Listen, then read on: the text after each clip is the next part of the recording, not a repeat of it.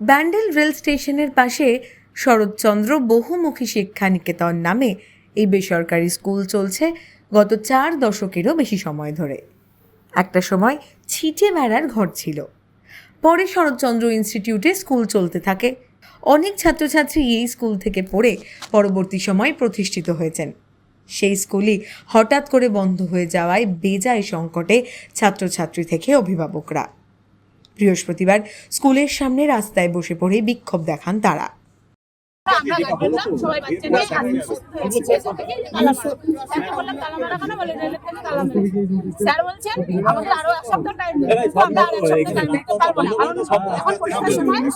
বাচ্চাদের ভবিষ্যতের ব্যাপার আমাদের চিন্তা করতে হবে, কিন্তু আমরা চাই সোমবার থেকে স্কুল আর যতদিন না ঘর পাচ্ছে সেদিন আমাদের স্কুল করার অনুমতি দেয় না।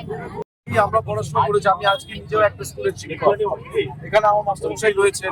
আমরা ছোটবেলা থেকে এখানেই পড়াশোনা করেছি। এখানে তখন বেড়ার ঘর ছিল, সেই সময় আমরা পড়াশোনা করেছি।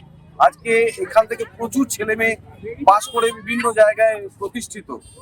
কিছু একটা ব্যবস্থা করার দরকার, না হলে এটা এত ছেলে মেয়ে এখানে রয়েছে। এখানে এই স্কুলটা আমাদের কাছে একটা আবেগ, আমাদের কাছে এই স্কুল একটা আবেগ। এই স্কুলে বহু ছেলে মেয়ে পড়াশোনা করছে, সুতরাং এটা কোনোভাবে বন্ধ যাতে না হয় তার জন্য আমাদের সকলকে চেষ্টা করতে হবে। আমরা আছি, তীব্র প্রতিবাদ জানাচ্ছি, যেই বা যারাই থাকে এটার জন্য আমরা প্রতিবাদ জানাচ্ছি। মানে আমি একজন প্রাক্তন ছাত্র হিসেবে এই স্কুলের ঐতিহ্যকে বজায় রাখার পক্ষে রয়েছে এবং এই সিদ্ধান্ত যারা নিয়েছেন তাদের তীব্র নিন্দা জানাচ্ছি। আসলে এখান থেকে যে সেক্রেটারি যে আমাকে 25শে ফেব্রুয়ারি একটা চিঠি দেয় যে আপনাদেরকে স্কুলটা বন্ধ করতে হবে, সেই কারণে ওরা স্কুলটা বন্ধ করে তালা দিয়ে দিয়েছে। এখন ছেলেমেয়েরা খুব অসুবিধার মধ্যে পড়েছে, যাতে স্কুলটা থাকে সেই ব্যবস্থাটা আমরা চাইছি যেন স্কুলটা আমাদের থাকে। এবং এই স্কুলে অনেক ভালো ভালো ছেলে মেয়ে এখান থেকে পড়ে গেছে, তারা বিভিন্ন জায়গায় প্রতিষ্ঠিত হয়েছে।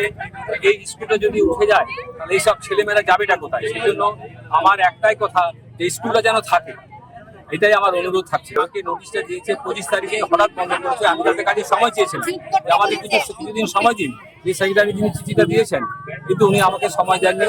সে মতো অবস্থায় আমরা সিনিয়র ডিপিওর কাছে গেছিলাম, ডিআরএম এর কাছে গেছিলাম। ডিআরএমকে আমরা একটা চিঠিও দিয়ে এসেছি। আমাদেরকে এই উইকের মধ্যে যেতে বলেছে, অর্থাৎ এই শুক্রবার দিন আমরা যাবো। ওনাকে আমরা আবার জানাবো। কত স্টুডেন্ট পড়াশোনা করে এখানে স্টুডেন্ট পড়াশোনা করে 240 জন। এটা কি সরকারি? না, সরকারি নয়, বেসরকারি স্কুল। বেসরকারি স্কুল, রেলের ইনস্টিটিউটের প্রেমিসের মধ্যে স্কুলটা চলে, পরিচালনা করে রেলের কমিটি, ওরা দেখাশোনা করে।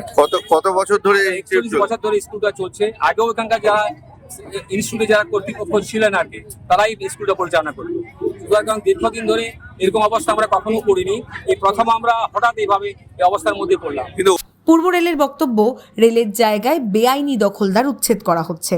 ব্যান্ডেল স্টেশন ও সংলগ্ন এলাকায় পরিত্যক্ত কোয়ার্টারে যারা অবৈধভাবে বসবাস করছে তাদেরও উচ্ছেদের নোটিশ দেওয়া হয়েছে।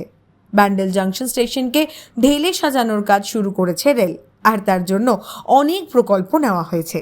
পূর্ব রেলের মুখ্য জনসংযোগ আধিকারিক দীপ্তিময় দত্ত বলেন, বেআইনিভাবে দখল করে রাখা জায়গা থেকে উচ্ছেদ করা হচ্ছে আইনিভাবে।